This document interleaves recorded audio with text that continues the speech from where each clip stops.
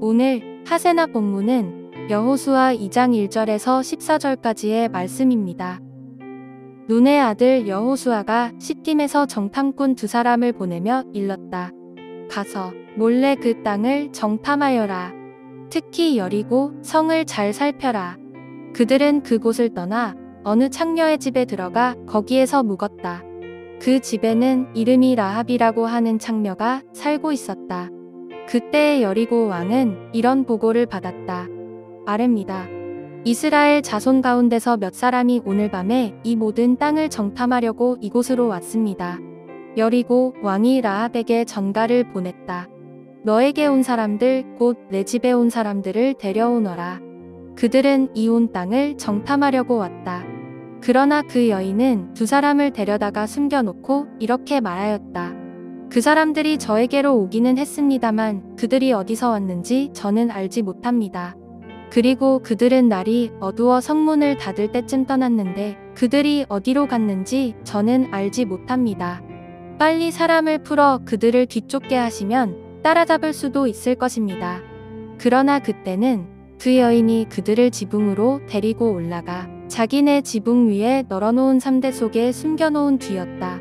뒤쫓는 사람들이 요단길을 따라 나루터까지 그들을 뒤쫓았고 뒤쫓는 사람들이 나가자마자 성문이 닫혔다. 정탐꾼들이 잠들기 전에 라합은 지붕 위에 있는 그들에게 올라가서 말하였다. 나는 주님께서 이 땅을 당신들에게 주신 것을 압니다.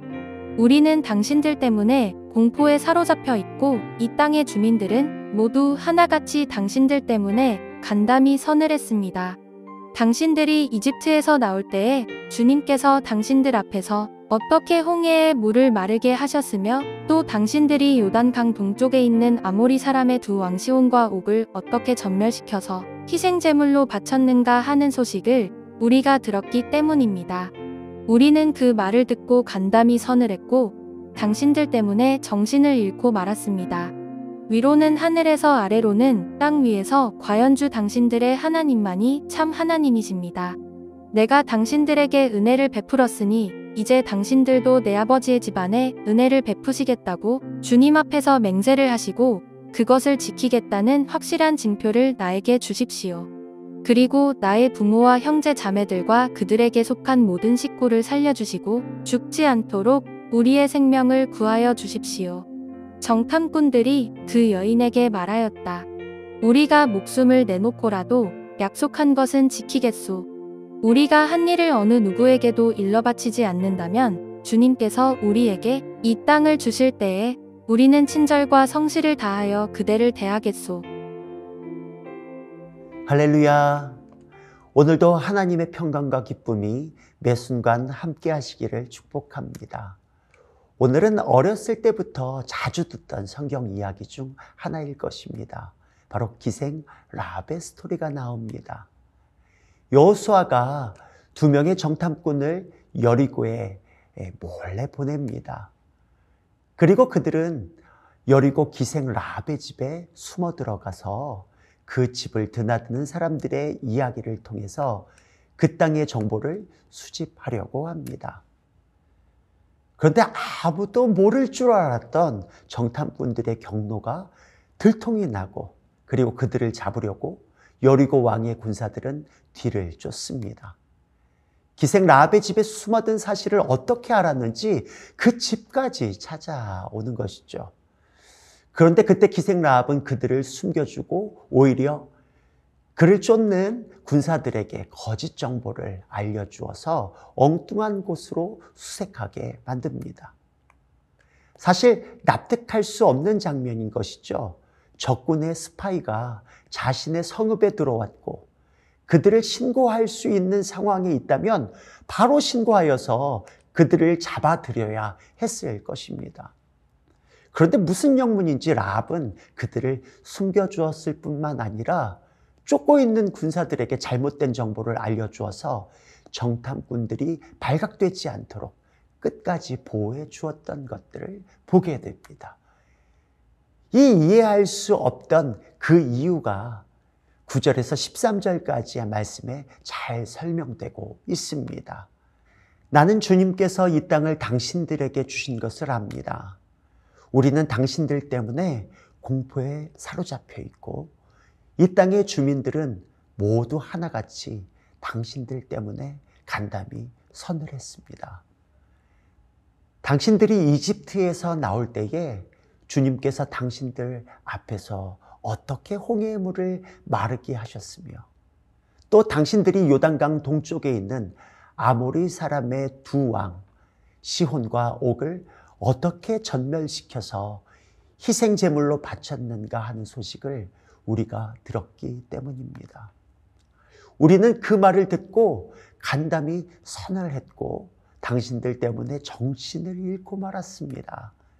위로는 하늘에서 아래로는 땅 위에서 과연 주 당신들의 하나님만이 참 하나님이십니다.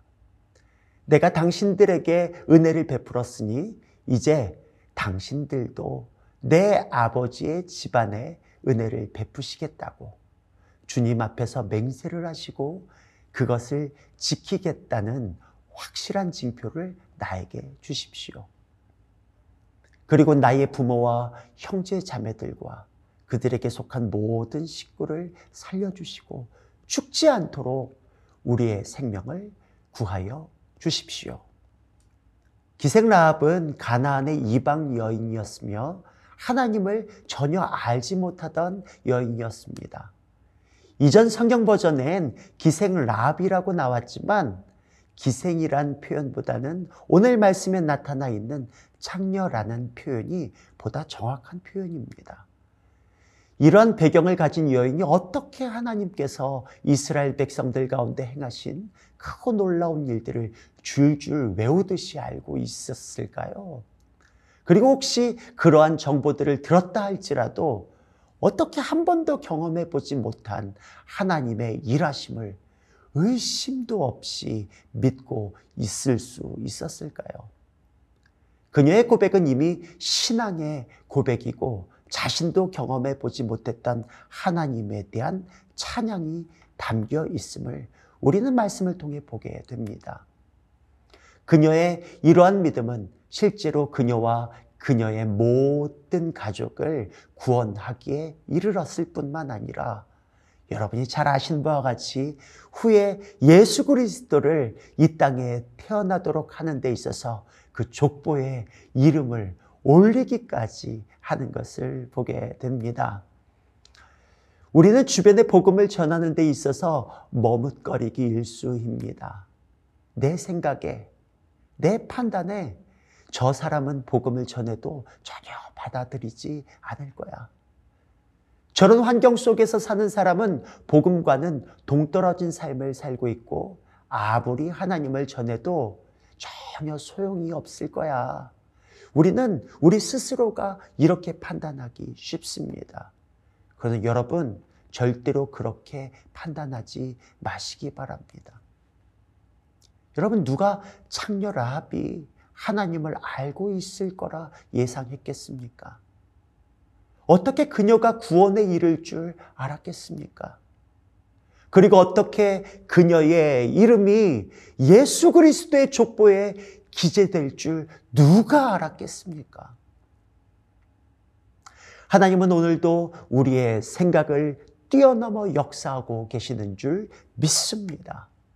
우리도 모르는 사이에 그들에게 하나님을 계시하여 주시고 상상하지도 못했던 그때에 하나님은 복음의 씨앗이 심겨지도록 그들의 마음밭을 기경하여 놓으시기도 하시는 분이시라고 하는 것입니다.